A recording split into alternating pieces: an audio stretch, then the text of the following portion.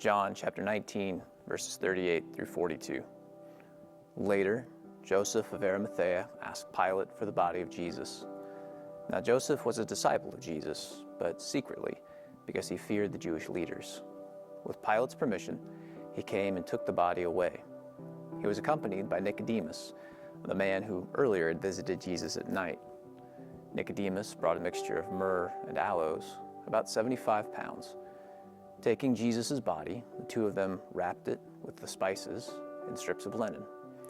This was in accordance with Jewish burial customs. At the place where Jesus was crucified, there was a garden, and in the garden, a new tomb, in which no one had ever been laid. Because it was the Jewish day of preparation, and since the tomb was nearby, they laid Jesus there. We've spent the past 5 Sundays looking at one-on-one moments between Jesus and individual people in the Gospel of John. And admittedly, these have not all been strictly between Jesus and a single individual, but they have been very personal, very intimate moments in Jesus' life. In the passage we just read, however, we find what is maybe the most unorthodox one-on-one. There's no dialogue or discourse. There's actually no interaction between Jesus and the two men mentioned in the story. But in spite of all of that, this might be among the most intimate moments in all of John's Gospel. It features 2 men, the first being named Joseph of Arimathea. Now, we don't really know much about this man, but of the information we are given, the most important detail comes in verse 38.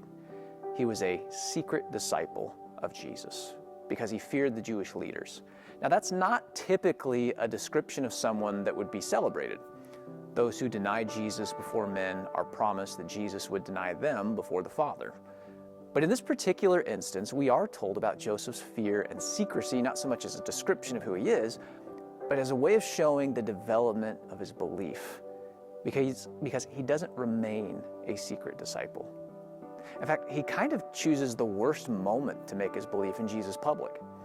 By this point in the story, Jesus is already dead, and it's important to remember that nobody was expecting him to be raised back to life. And even more, nobody believed that the Messiah was supposed to die in the first place. There had been many men prior to Jesus who claimed to be the Messiah. Each of them led movements that gained followers, and they each had been killed in various ways for various reasons. But the thing they all had in common was that once they were dead, their movements died with them. Nobody continued to believe in them because they died. So that makes Joseph's public actions kind of ill-timed. Even Peter and the rest of the disciples had all fled and tried to hide by this point. You didn't want to be associated with a failed Messiah. To put this into perspective, think about election season in the United States, especially a presidential election.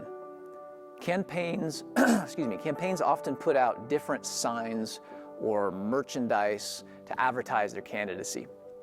Well, it was sometime back in 2023 or 2024, somewhere in there, I was in Ollie's in Burlington. And if you aren't familiar with Ollie's, they get overstock from other retailers and then they sell it at a discount. So it's kind of like a garage sale, but all the stuff is new. So anyway, I was at Ollie's and I saw some funny socks on the wall. So I was checking them out, and among them was a row of socks that said Trump-Pence 2020. And this pack of socks cost $3. And there was a reason these socks only cost $3. By this point, Trump-Pence lost that 2020 election. And nobody wants to be caught wearing socks supporting a losing candidate. It's the same way with people still driving around with Biden-Harris 24 stickers still stuck on their car. They lost. Why do you still have that sticker on there? And it was a similar kind of thing when it came to a dead Messiah, only way more serious. And yet here's Joseph coming to Pilate, asking to take charge of Jesus' body anyway. He was betting on the wrong horse after it had already lost the race. So that's kind of odd. And then we're told of another unusual guy, Nicodemus. And Nicodemus is someone we know a little bit more about because we've been introduced to him before. Like our passage said, Nicodemus had previously come to Jesus at night. They had a nighttime meeting back in John chapter 3 where Nicodemus and Jesus discussed the important topic of being born again, which Nicodemus did not understand at all. But that mention of at night, as we said in week 1 of our series, denotes more than just what part of the day the meeting took place. It denotes the condition of Nicodemus's spirit in that moment. Once again, John uses night 5 times in this symbolic way throughout his gospel. Here, however, Nicodemus is described as previously coming to Jesus at night. So Nicodemus seems to be emerging from his unbelief, and this is less surprising in some ways. If we were to flip back to John chapter 7, we find the Jewish ruling council is debating Jesus, and Nicodemus actually speaks up and kind of defends him a bit, which illustrates that his belief has been developing since speaking with Jesus. And by the time we get here in chapter 19, it appears as though Nicodemus has come to truly believe in Christ, which, while admirable, is once again the worst time to come to that conclusion. We have to remember that, as far as they could understand at that point, Jesus had failed. Again, the Messiah was not supposed to die. So coming out in a public display of concern or support or belief in him like this, it was just really odd. These 2 men had absolutely nothing to gain through this. Conversely, though, they had a whole lot to lose. Financially, the burial spices described in the passage wouldn't have been cheap. And so there was that cost to take into account, but even more than this, they risked the ire of the religious leaders who'd conspired against Jesus. It would have been far more beneficial for them to suppress whatever belief they'd had and move on with their lives. But they didn't. And perhaps they couldn't. There was something about the cross that would not allow these men to abandon the body of Jesus.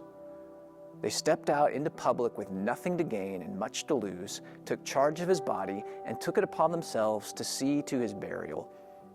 And I want us to understand for a moment what that meant. They likely had servants to assist them in this, but they themselves would have been responsible for carrying his lifeless body. And much like today, you wouldn't drop or drag or disrespect a body. You would carry it with some dignity. And then they would be responsible for washing the blood off of his body. And they would have been responsible for positioning his body the correct way so that they could pack aromatic spices around his corpse and then layer it with linen, and more spices, and more linen, and so on. There was a lot of care that went into preparing a body for burial. And it kind of reminds me of the kind of care that bodies are prepared with today in some ways. Anytime Al or Trevor over at the funeral home prepare a body for burial, they put a lot of care into making sure that person looks as good as they can for the family. Even when they cremate a body, they always make sure that the body is dressed, even though nobody's going to be in the room to see it. And you might wonder why, because from a practical or utilitarian standpoint, it doesn't seem like that would make any difference. But from the perspective of dignity and respect, it makes total sense. There is a level of honor and care that goes into properly preparing a body for burial. And that's what these 2 men desired to take upon themselves. And that's why I earlier said this might be one of the most intimate moments in the whole book, even though Jesus never says a word. And there was something about the cross that compelled these men to act this way. Remember, they knew nothing about the resurrection. They knew nothing about God's grand plan of salvation through Christ. All they knew was that this man, whom they had come to believe was sent by God to be their Messiah, had been conspired against and tragically executed. And they felt compelled to honor him, though it would grant them nothing and cost them much. And that's something I think we owe it today to reflect upon. What was it about the cross that compelled them to honor Jesus in this way? We don't know for sure. We aren't expressly told, and I don't want to try to psychoanalyze these people, but I do want to offer up just maybe a few potential reasons that seem within the realm of possibility. I wonder if it wasn't the tragedy of the cross that compelled them, compelled them to act in this way. I mean, when you think about the life that Jesus had lived, yes, he had been kind of a thorn in the side of the religious leaders, but to everyone else, he had been a blessing. He had healed the sick and the lame and the blind. He preached wise sermons from the Word of God, and he gave people hope through promises that God would work in wondrous ways. In fact, this last point is why Nicodemus had to defend Jesus before the high council. When it came to the general public, he was largely liked and he did good things, and then his life was just snuffed out. It was erased. And Jesus wasn't just killed, he was crucified. And the terror of the cross extended far beyond just the physical. It was designed to brand its victim with such shame that their name was never spoken again. It was intended to extinguish the very memory of its prey. And the weight of that curse had fallen upon Jesus, this man whom they saw as a force of God and good in their world. And so maybe it was that tragedy which compelled them to honor Christ in this way. It was he deserved better than this kind of a thing, perhaps. I wonder too, though, if maybe the injustice of the cross had something to do with it. I mean, after all, Jesus, it wasn't an accident that he fell victim to this fate. It was orchestrated by the religious leaders. The very people who were supposed to be the shepherds of God's people had offered up Jesus as a sacrificial lamb in attempts to maintain the status quo. And they had done it through some rather unscrupulous means as well. They brought false charges and false witness against Jesus. They had incited the crowds against him at the trial before Pilate. They would not be satisfied with a beating or with a flogging. They demanded Pilate go all the way in crucifying him. This was entirely the doing of those who call themselves righteous men. And maybe it was the injustice of watching all of this play out, or maybe it was their own complicit silence in this plot that finally brought them to the breaking point where they felt obligated to honor Christ by at least seeing he received a fitting burial. Or maybe what convicted them the most was the visceral picture of Israel once again rejecting her God. And don't misunderstand me, they didn't know Jesus was the Son of God made flesh, but they did believe that he was God's chosen one and that God had sent him just as he had sent the prophets to Israel long ago. And they watched their nation reject God's chosen one and kill him just as their ancestors had killed the prophets. And the pierced body of Jesus upon those beams perhaps struck them with the startling realization, here we are doing it all over again. Maybe it was none of this. Or maybe it was all of it. Whatever it was, there was something about the cross that proved to be the moment that compelled them, regardless of whatever it might cost, to honor Jesus. And without intending to, these two men issue a profound challenge to you and I, particularly on this Good Friday. Today we come face to face with the same cross as these two men. And yes, we do so with the hope of what comes on Sunday. But today, we're invited to sit in the darkness of Friday and to be confronted by the cross in all of the same ways as our predecessors that we just mentioned. The world is still, at times, a tragic place where tragic things transpire and evil seemingly overtakes the good. As I prepared this message, the United States had initiated a war against the nation of Iran, which had been led by a regime that oppressed its people, especially women, and murdered. It's estimated around 32,000 voices of dissent just a few weeks prior to the conflict. It's an evil thing. But our nation is not innocent of wicked action either. Though unintentional, a bomb struck an Iranian school and killed 168 people, most of whom were children. And the lack of intentionality maybe makes it a little easier to stomach, but it does not make this any less of a tragedy. And over the past few weeks, this global news has been intermingled with more local tales of illegality, abuse, murder, theft. We hear about these things so often that we almost become numb to them, which is maybe the most tragic part of it all.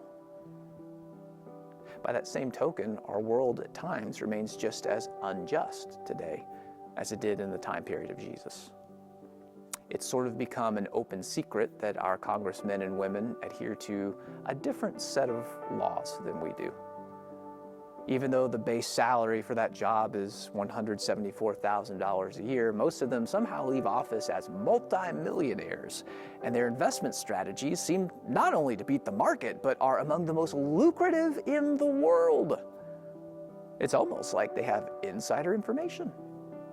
But that kind of insider trading would be illegal for anyone else. Or we could look at the Epstein files that implicated several influential people in committing heinous acts, particularly against minors, and yet no arrests have been made, no investigations announced. It seems like the kind of thing that a just society would be more interested in. Or to get a sense of the unjust nature of this world, we could probably just look at our own pocketbooks. It's not a secret that a basic standard of living is getting more and more costly. But when you look at the numbers and see that the average cost of living in the United States sits at about $14,000 a year higher than the average American income, you can't help but feel that something isn't right. After all, this really is the most prosperous society in the history of human civilization. So why should someone working hard at a full-time job have to take on an additional side hustle just to pay for inflated insurance premiums or rapidly increasing energy costs? It just doesn't seem right. And these tragedies and injustices persist in our world today because just like ancient Israel, we too have rejected our God. As a society, we have largely turned away from the wisdom of God's ways. We incentivize greed. We applaud vice. We have forgotten how to pursue understanding and reconciliation. We have allowed not only our politics, but by and large, our entire culture to become polarized and fragmented. No matter the issue, whether it be immigration or the economy or the war or even something as simple as the Super Bowl halftime show, there is a constant insistence from our world that we pick a side. And this fragmentation works to insulate us from the views and the perspectives and experiences of those unlike ourselves, to the point that we have largely forgotten how to live out the second greatest commandment, to love our neighbors as ourselves. Our world today is not too dissimilar from that of Joseph and Nicodemus. And the most uncomfortable part of all this is that you and I don't get to stand apart from this broken world and look upon it in detached judgment. Because just like Joseph and Nicodemus, we are complicit in its brokenness. Our own personal sin, though it may seem like a drop in the bucket, has contributed to the broken condition of this world. Through our own personal sin, we have helped to enable tragedies. We have participated in injustice, and we have rejected our God.